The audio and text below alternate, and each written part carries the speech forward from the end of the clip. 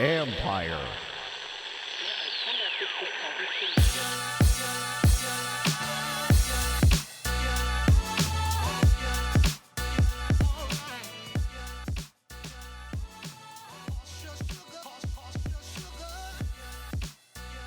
Thought about the three, solid Turu out there. Here's Wiggins. 4 seconds to go. Morcell, deep three. It's good!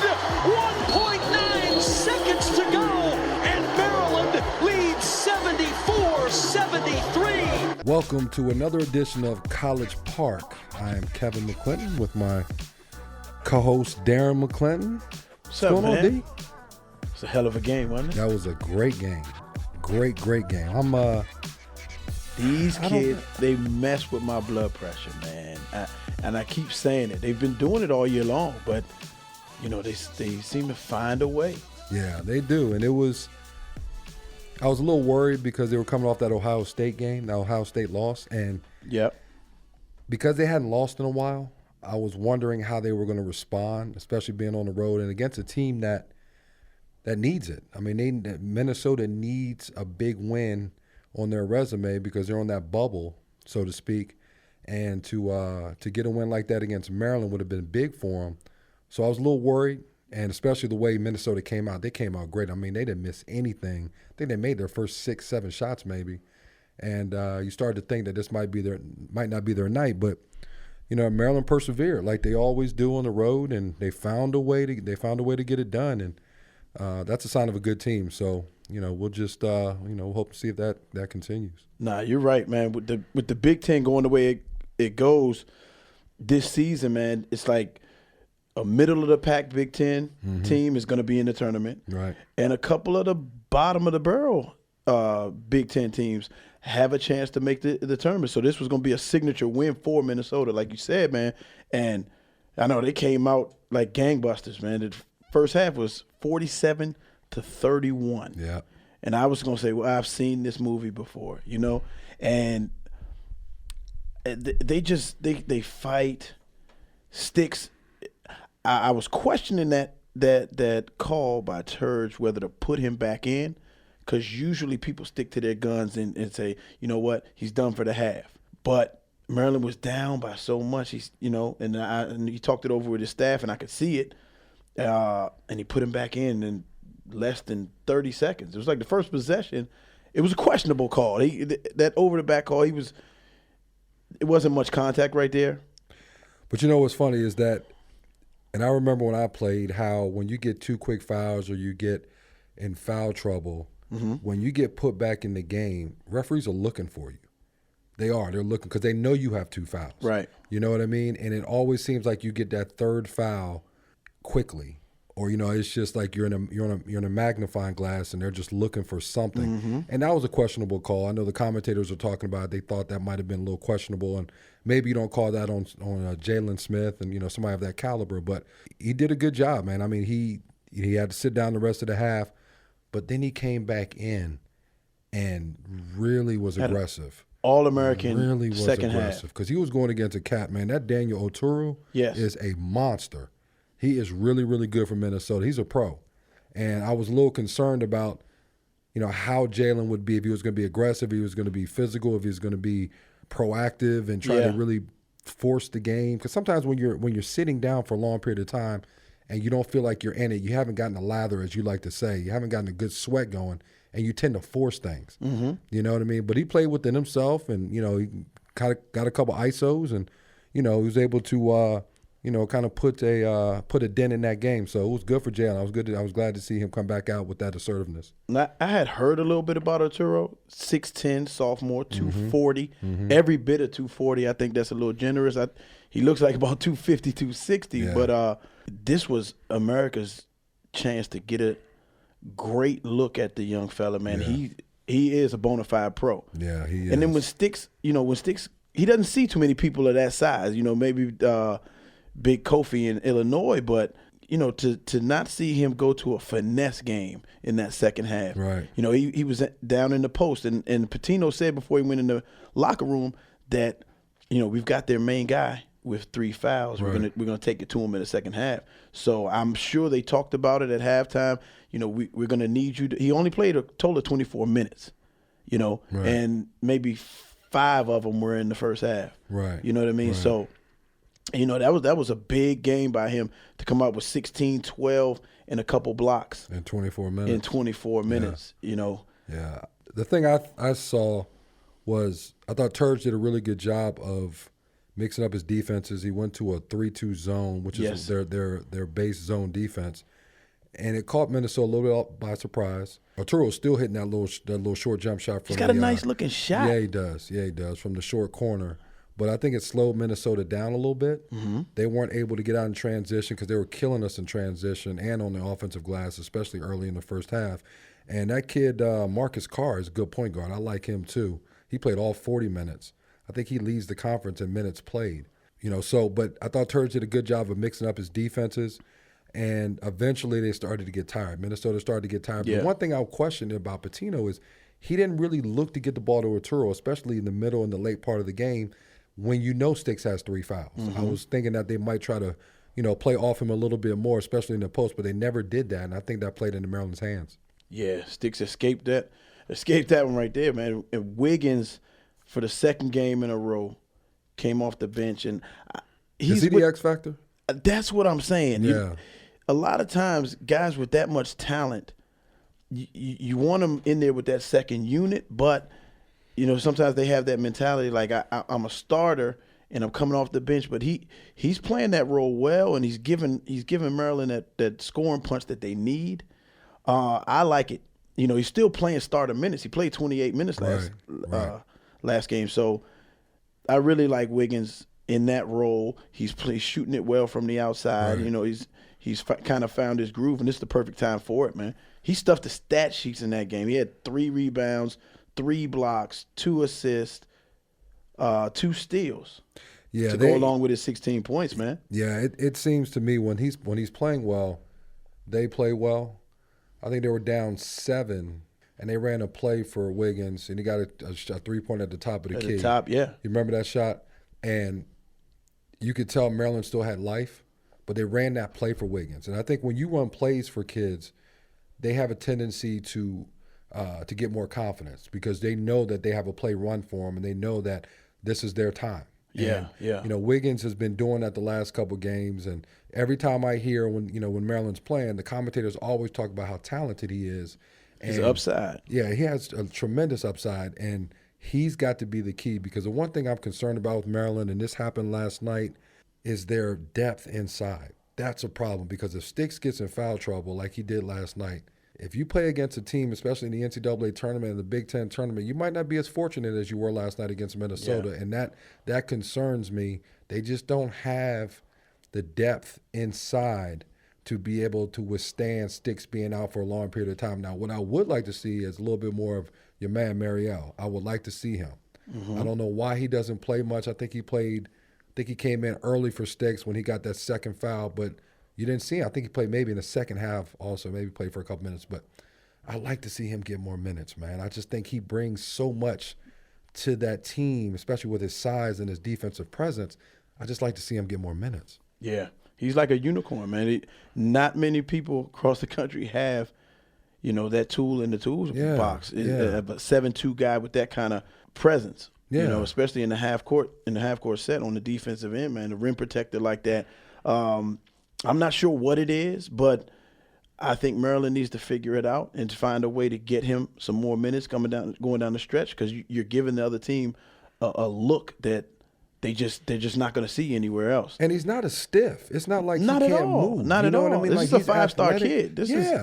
He's athletic. He can move. I thought he probably would have given Arturo some problems with that length and that size, and that worries me. We'll see. I'm going to tell you what worries me. What's up? My guy, Anthony Cowan, is in there. Uh-oh. He's slumping right now. Don't worry about him, man. He'll be all right. He can't throw it in the ocean. And guys like that, they take a lot on their shoulders, right? And they're responsible for how their team moves, right?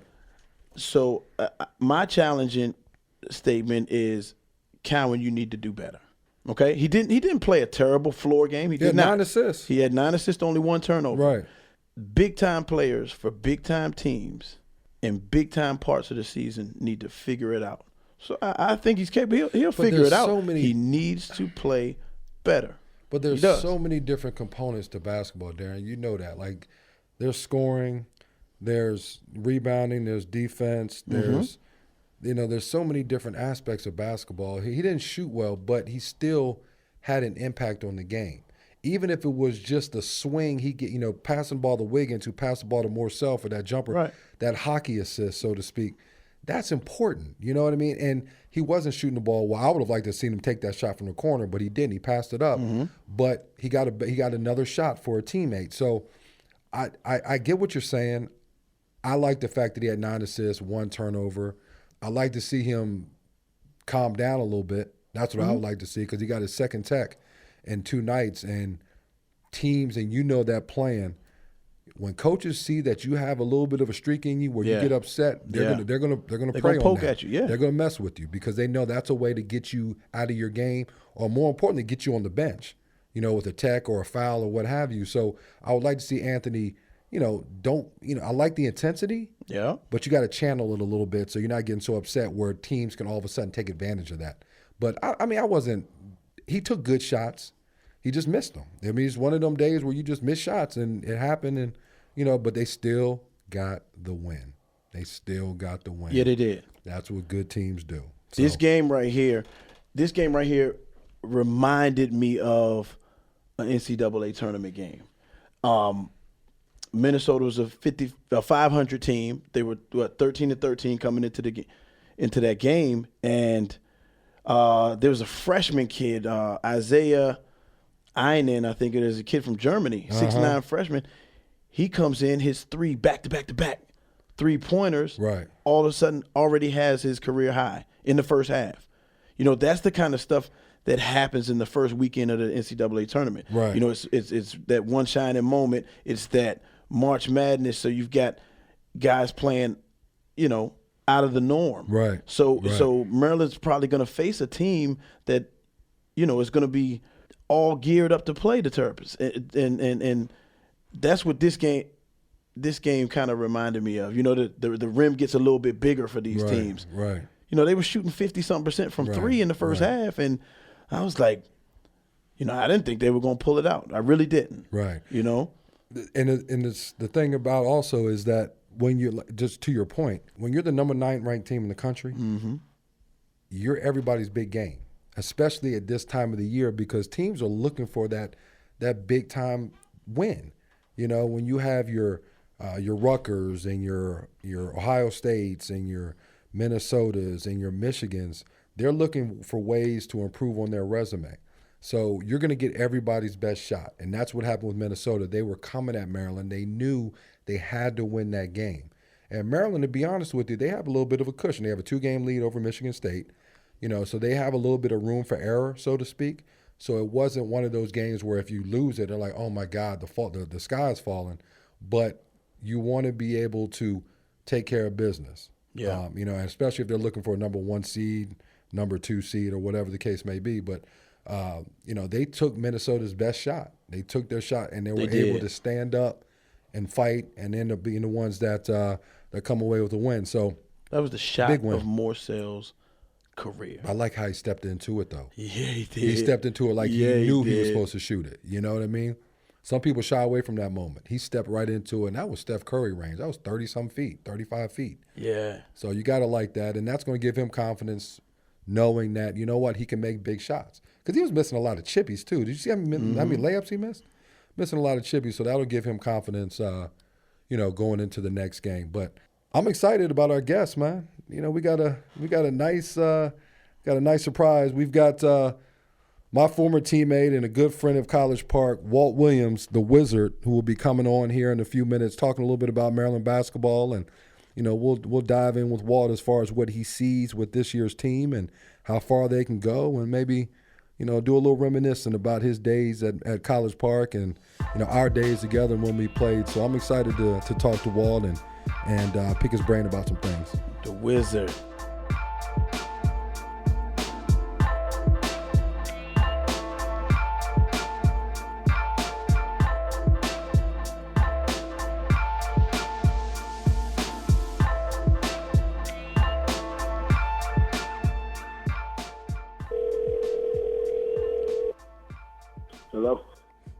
Wizard. What up, dog? What's going on, man? How you doing? I'm good. Good. We got myself and Darren over here, man. I wanted to chop it up a little bit with you, man. Talk about these Terps. But Walt, first of all, I want to thank you for coming on, man. We've been sitting here for the last 10 minutes talking about the Terps and that big win last night, and you know what's coming up for them, and kind of what we see as the season has progressed into this time of year. And so I wanted to ask you, man, what do you see? I mean, you have the opportunity. You're down there and at the home games, and you get right there on that court, get that courtside view. What do you see with Maryland this year? Do they have what it takes maybe to go to make this long run? Well, they certainly have what it takes. They have all the elements. They are a solid defensive team.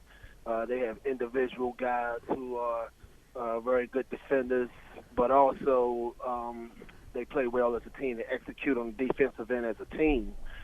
They present a lot of versatility where when you run pick rolls or things like that, they can switch. Bigs can guard little guards, and their guards are strong, so they can guard bigs.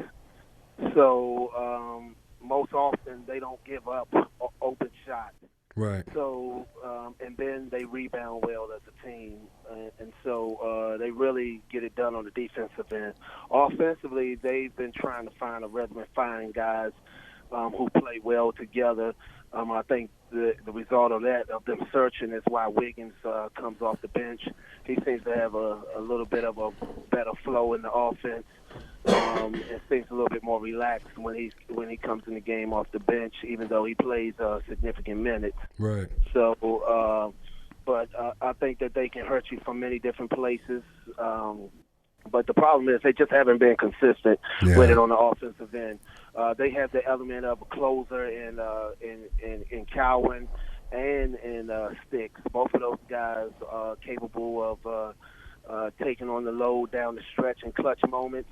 But I think that X factor, the person who can get them playing well consistently throughout the game, is Wiggins, in my opinion. I think that if he can start to hit his outside shots on a consistent basis like he's been doing in the last two games, I think that the Terps, they can go to another level.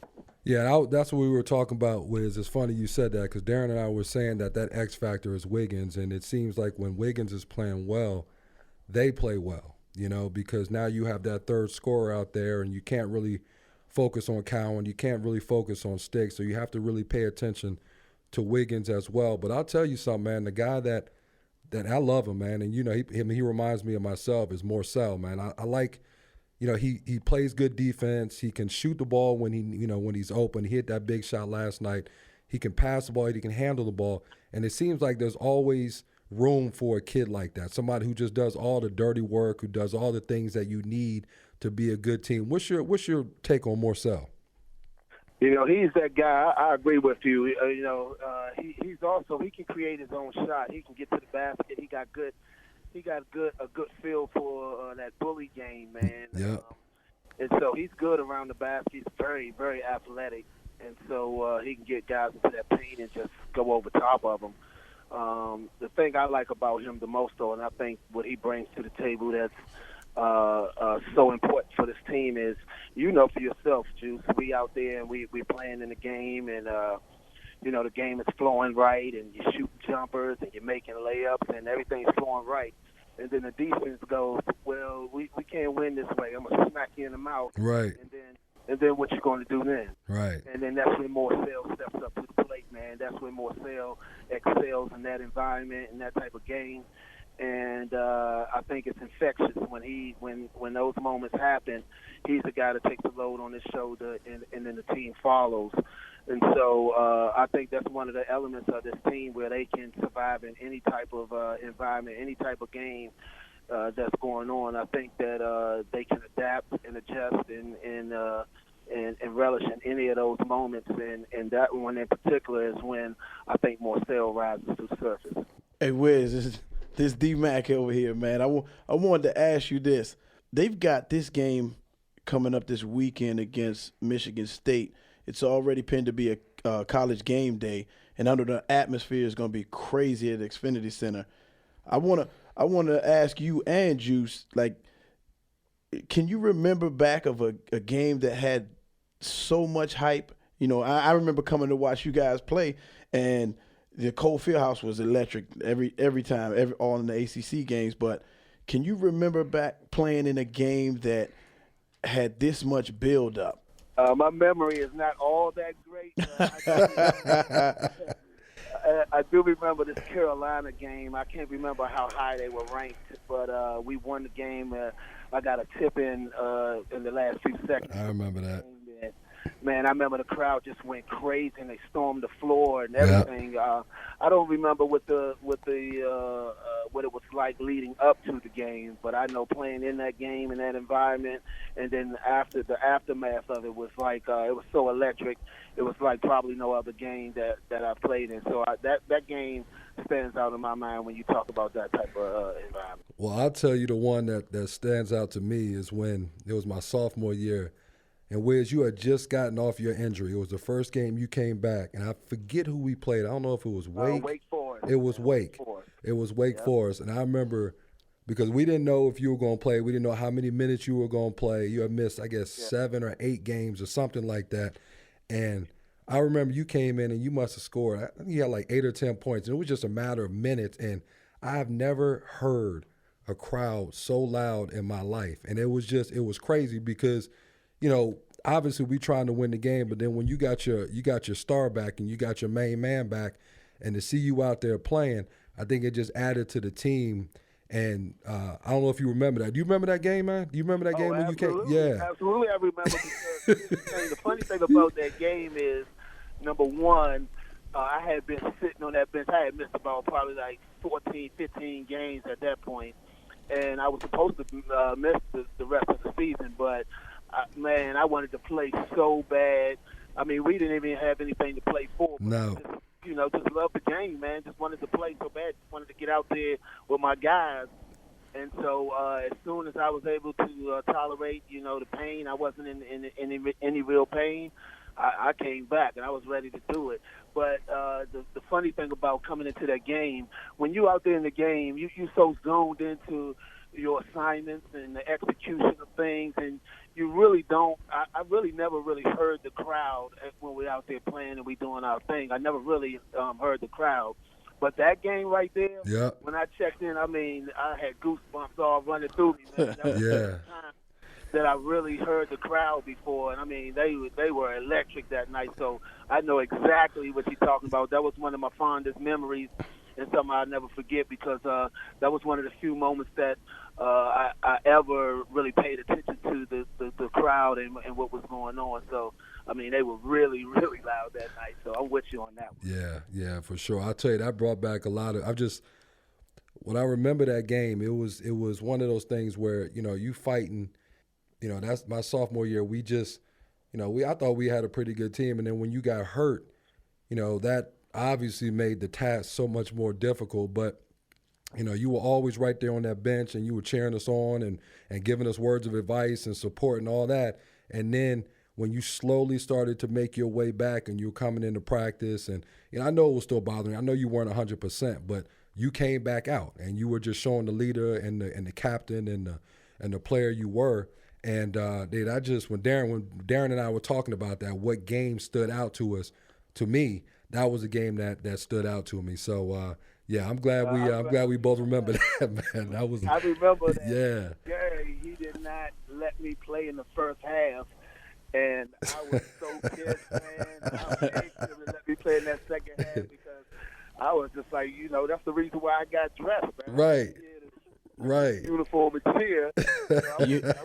You had to Willis read them, didn't you? You had to Willis read them. I think that might have been the first game. I don't know, because you remember you used to wear your T-shirt underneath your jersey. You remember that? Yeah. And I think it might have been the first game where you put your T-shirt underneath that. I think that was the first game. That's the first game I remember when you had a T-shirt underneath. But man, those are good memories, man. Those are good memories for sure. But let me ask you this, Walt. With the way the game is now, man, the game has changed so much since when we played. There's more of an emphasis on 3-pointers and spreading the floor and all that, man. What's your take on the way the game is now as opposed to the way we played it? And, back then there was more emphasis getting the ball inside and playing off inside play and this, that, and the other. But now the game is spread out and more up-tempo. And what's your take on the way the game is now? Yeah, we ran the flex. What's your take? What's your take on the game now, man? Do you like it, or what's your take? You know what, man? Anybody knows me know I'm an offensive guy. Yes, sir. I think the way the game is played now is just so wide open, and it leaves room for a lot of points to be put on the board. And I think that's the exciting part of the game. Just seeing these young kids just score the basketball. But you lose a little bit from the game, the toughness of it all, the battles inside. I think that the way we played the game, you had to have a very high skill level because it was just the physicality could nullify a lot of natural things like athleticism and quickness and all of those type of things. And so I think it always reverted back to what's your skill set like. And I think so. You lose a bit of that, but I think you gain so much more in terms of how you play the game and how many points you can put on the board. I had the pleasure yesterday of doing the Prince George's County conference championship games with Flowers versus Oxon Hill and the girls, and Eleanor Roosevelt versus Oxon Hill and the boys. And in that girls game, man, the Flowers team was a lot bigger than the Oxon Hill girls, and it was just amazing to see the way they post fed. I mean, it seemed like it was a lost art. Right. They were just on point with it. I mean, it was beautiful basketball, and it sort of just reminded me the way we played back in the day. Right. And man, I enjoyed watching that, and enjoyed watching the way they fed the post, with the way the girls were posting up and sealing people, and just getting the ball inside and mixing it up. So it was cool to see that, But at the end of the day, the game is played from the 3-point line, and I think it leaves the game a little bit more wide open. And because you can't touch as much on the defensive end, athleticism is a lot more prevalent, and so I think that makes for a more exciting game. So I mean, in our environment, in the Bulls era, games in the 80s, something, 70s, something, and things like that, man, and you're just beating folks up. The New York Knicks and things like that. So I mean, I think the game is a little bit more exciting now because you take a little bit of the physicality away. Hey, Wes, in the second half of that Minnesota game, man, I saw Sticks make a couple moves down on that block that I haven't seen him do. He was pounding it down. That was old school style like you're talking about. Yeah. And it's funny, we talk about the game changing. He made a couple drop step moves, and the commentators, they talked about that like it was something, out of this world. And that was just a normal drop step. Bigs aren't really doing that now, But it was good to see Sticks do that and really mix it up down there as well, as well as outside. He shot a 25-foot trailer tray ball that was nice too. So to your point, man, it's more perimeter oriented, but it was good to see Sticks get down there and mix it up a little bit with the big fella from Minnesota. What'd you think about that kid from Minnesota, Wiz? Did you like him, the big kid, Arturo? I think he's a pro. Oh yeah, I think he is too. I didn't know that he could shoot the ball from the outside like that. His stroke looked nice.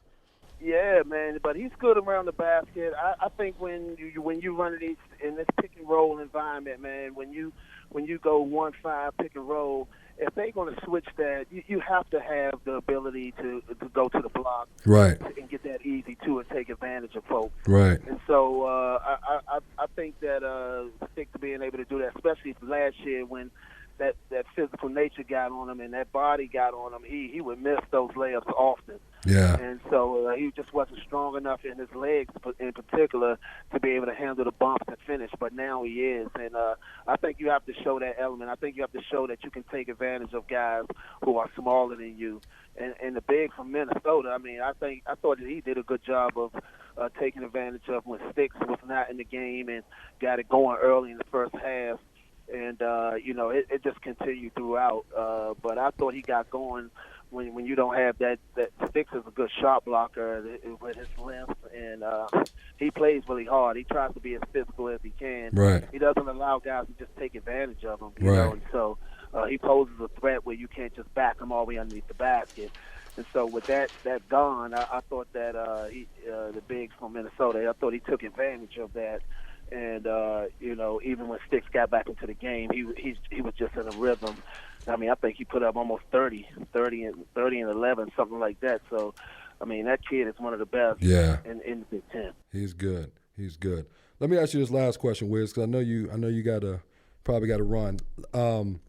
Maryland, we came into the season knowing Maryland had a good team and knowing that they had the opportunity to go far. But at the end of the day, you're going to be measured and judged by how well you did. What do you think, or where do you think Maryland has to go to be able to call this a successful season? Now, obviously, you want to win the national championship. You want to be the last team standing. But where do you think, with where Maryland is right now, what do you think is considered and satisfying as a Maryland fan to say, oh, you know what, they had a successful season? Where do you think they have to go? Is it Final Four? Is it great Elite Eight? What do you think? I think Elite Eight at the very least. Okay. That, you just have just so much depth. You have just so many ways that you can get it going, and you can adapt to all teams, I believe. So I think Elite Eight is the very least. When you get into that level of play, I mean, anyone can be beat. Right. It's not necessarily who the best team is, but up until that point, I think that you can impose your will. And if you're a championship caliber team, you should get through those levels and being able to get to the Elite Eight. And I certainly believe that the Terps are. I think they're a championship team, especially if Wiggins. And when I'm talking about Wiggins, I'm talking about specifically being able to hit the shots from the outside. Right. I think that him off the dribble, his defense, his rebounding, all of those things he's been doing on a consistent basis. But I don't think that that's enough for this team. I think that they just struggle shooting the ball from the three-point line, and right. he's a guy that should not be struggling from the three-point line. So if he plays to his capabilities, I think that, especially from the outside, I think that this is a very dangerous team, and Elite Eight is certainly somewhere where they can be. And in terms of the Big Ten tournament, we haven't had success. We've been getting put out in the first round right. the last few years. So I think you have to have some success there to keep your confidence growing, to carry yourself on into the NCAA tournament. All right. Well, listen, man, I appreciate you. You know that, man. Thank you so much. We'll probably be calling you later on, man, sometime down the road before this Big Ten tournament and this NCAA tournament to get your perspective. And, I appreciate you, boy. I really do. Thanks for coming on, man. Hey, anytime, man. Anytime. I can't wait to come on the show with you guys. We get to bring our conversations that's in the text. Behind the scenes, we get to bring it to light, man. So we do this on a regular. So it's always. You already know. All right, boy. I appreciate you, man. I'll talk to you. All right now. All right. Get ready for Saturday, man. You know it. It's gonna be a big one. Yes, sir.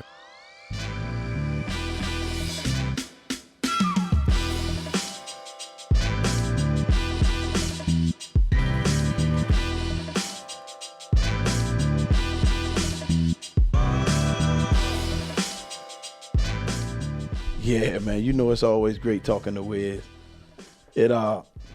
When he went back to his era when he was playing, it just brought back memories, because I know I used to come and watch you guys, and it was like watching an NBA game, man. That Coldfield House used to be electric, That dude was so special. He really was. It was amazing being on the court and getting with him and getting a front row seat as to what kind of player he really was. You know what I mean? And he was just, unbelievable basketball player, unbelievable teammate. And it's always good to talk to him. And you can hear it when you talk to him. He's so passionate about the program. Yeah, and it speaks volumes when he stayed. Yeah. When he stayed in. That was so big for us. It was. Yeah, it was. We got a big one on Saturday. Against Michigan State, round 2. Doesn't get any bigger. No, it doesn't. What do you see? Cassius Winston is coming to town. Mm-hmm. Ant Cowan is going to turn it around, get out of his slump. Did you mean to do that? You meant to rhyme that? Nah, I can rap, man. Okay, But, hey, I got Ant coming out of his slump, man. It's going to be a head-on-head match, and I've challenged him. He needs to play better. He's the All-American. Okay. So I see a really good point guard duel coming up on Saturday. So if he don't play, it's your fault. If you don't play well, it's your fault. Yeah. Right? Okay, you're going to take that responsibility? I'll take that. All right. Well, it should be a good one. I'm looking forward to it. I think Maryland's got over that obstacle of Michigan State, and now you have a 2-game lead in the conference, so you have a little bit of wiggle room. But it should be a good one. I'm excited about it, but I expect Maryland to win this game. Yeah, coming into this game with that 2-game lead, it takes a little bit of pressure off of Maryland. But the Spartans come in here, they're putting pressure on you no matter what. Absolutely. They bring the noise, and so they're playing well too. They are playing well, so expect a good one. Yeah, I think it will be a good one. Well, this is a good one, man. And we're going to chop it up anyway. We always do, man. As we always do. Absolutely. So looking forward to this game on Saturday. Maryland is on a roll. We just got to keep it going. So for Darren McClinton, this is Kevin McClinton with another episode of College Park. Go Terps.